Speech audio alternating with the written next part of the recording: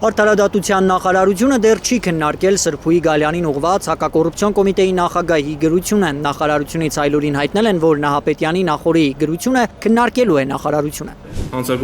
Այդ գրությամբ հակակոռուպցիոն կոմիտեի նախագահն առաջարկում է օրենսդրական փոփոխություններ անել, որոնցով կարգելվի ընտրակաշարք բաժանելու սխեմաներում ներգրավված քաղաքական ուժերի մասնակցությունը ընտրական գործընթացների։ Նիկոլ Փաշինյանը ինքն իրան գրություն ուղարկել, իրականում շատ խնդրահարույց եւ Հայաստան դաշինքի անդամ Գեղամ Մանուկյանը խնդրահարույց է անվանում Նահապետյանի գրությունը։ Ըստ Մանուկյանի, եթե նախարարությունը ընթացք տա, օրինագիծ մշակի, դա էլ իր հերթին ընդունվի եւ օրենք դառնա, ապագա ընտրություններին մասնակցելու հնարավորություն են ունենալու միայն այն ուժերը, որոնք ցանկալի կլինեն օրվա իշխանությանը։ Նման օրենսդրական փոփոխությունը իշխանության ձեռքում լինելու է գործիք յուրային կուսակցություններին թույլ տալ ընտրությունների մասնակցել, ոչ յուրայիններին թույլ չտալ։ Այսինքն ով է վերին ատյանը, որը որոշելու է, որ այս կամ այն կուսակցությունը համակարգված ընտրակաշառքով է զբաղվել։ Իր միջնորդությունը հակակոռուպցիոն կոմիտեի նախագահը հիմնավորել է հունիսի 7-ի ընտրություններին վերաբերող մի շարք քրեական վարույթներով։ Ըստ հակակոռուպցիոն կոմիտեի 122 քրեական վարույթ կա նախաձեռնված, որոնք վերաբերում են Բարգավաճ Հայաստան կուսակցությանը, Ուժեղ Հայաստան եւ Հայաստան դաշինքներին։ Իրանք եւ արդարադատության տեղն են դրել, եւ դատարանի տեղն են դրել, որևէ դատական ակտ չեղած արդեն հայտարարություններ են անում։ Հակակոռուպցիոն կոմիտեի նախագահը իր գրության վերջում ենթադրյալ հանցանքների տարածվածության քարտեզ է ներառել։ Ենթադրյալը նշանակում է դատավճիռ դեռ չկա, որում ըստ Նահապետյանի պնդման Հայաստան դաշինքի անդամներից 20-ը մեղադրվում են կոռուպցիոն հանցանքների համար։ Մանուկյանը պարզաբանում է, թե ինչ վարույթների մասին է խոսքը։ Մարդուն առաջին օրը գաղտնալսումից հետո հրապարակել էին, մարդը խոսում է գումարի մասին մեկ ուրիշ քաղաքացու հետ, պարզվում է մարդը իր տան վերանորոգման արեստավորի հետ գին է պայմանավորվում։ Բայց դա հակակոռուպցիոն կոմիտեն ներկայացնում է որպես ընտրակաշառքի դեպք, որ ուղղակի խայտարարություն է։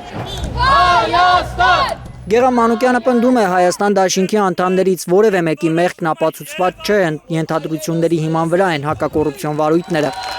Կենցաղային զրույցի հիման վրա ուղղակի տարել էին եւ հետո բաց էին թողել։ Տատիկի էին տարել, որը հազիվ էր կարողանում քայլել, կարծեմ լրագրողները նաեւ ֆիքսել էին այդ պատկերը։ Որևէ մեղք ապացուցված չի եւ անհնար է այսպես ենթադրություններով համատարած կարծիք ձևավորել։ Եվ 2026 թվականին Կոմիտեն քննարկել է արդյոք ընտրակաշառքի այն դեպքերը, որոնք իշխանությունն է տվել ընտրողներին, հարցնում է Մանուկյանը ու սկսում թվարկել մի քանի օրինակ։ պահանջում են 2026 թվականի բյուջեով նախատեսված չէր թոշակների բարձրացում, դրա համար գումար նախատեսված չէր։ Մինչև հունվար իշխանությունը քրտնինքը ճակատին հիմնավորում էր, որ անհնար է թեկուզ 1000 դրամով թոշակը բարձրացնել։ Մեկ էլ ընտրությունների պռունգին թոշակները բարձրանում է, դա կաշառք չգնահատեմ։ Երբ որ զինված ուժերում հատուկ նշանակության զորքերի աշխատավարձերի փոփոխության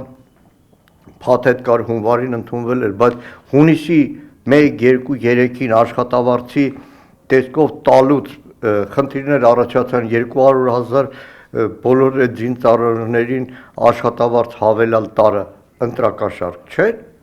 Թալինի քաղաքապետը, որը ՔՊ կարկառուն անդամ է եւ ներկայացնում է ՔՊ-ն, կարծեմ տեխնացուել է, համայնքապետարանի բյուջեից քաղաքացիների սոցիալական աջակցությունը ընտրակաշառք չի։ Մանուկյանը չի բացառում, որ ԿՊԱ-ականները, քանի դեռ սահմանադրական մեծամասնություն ունեն խորհրդարանում, արտահերթ նիստով ընդունեն հակակոռուպցիոն կոմիտեի նախագահի առաջարկը։ Չի բացառվում, որ արտահերթ նիստով բերեն փոփոխություն։ Խելագարության կանխավարկած այս իշխանությունները արդեն վաղուց հատել են։ Ինչ հակակոռուպցիոն կոմիտեի գրության մասին հայտնի դառնալը ազգային ժողովի նախագահ Ալեն Սիմոնյանը հայտարարել էր, թե խորհրդարանի օրակարգ օրենսդրական 3 նախաձեռնություններ են բերվելու։ ԿՊԱ-ական Վահագն Ալեքսանյանը այսօր վերահաստատել է ընտրակաշառքի հարցը կխստացվի։ Առնվազն ընտրակաշառք բաժանելու մասով շատ լուրջ խստացումներ ենք նախատեսում ու քաղաքական դաշտի մաքրում ենք նախատեսում ընտրակաշառատու սրիկաներից։ Ընտրակաշառք տալու մասին ԿՊԱ-ականների մեղադրանքը այնքան անհիմն է, որքան պատերազմի կուսակցություն լինելու նախընտրական մեղադրանքը, պնդում է Մանուկյանը։ Հվեագող իշխանությունը լավ կլինի որևէ մեկին չմեղադրի։ Ալբերտ Սերոբյան, Միլենա Պողոսյան, Գագիկ Տեր-Ղազարյան, Հայլուր։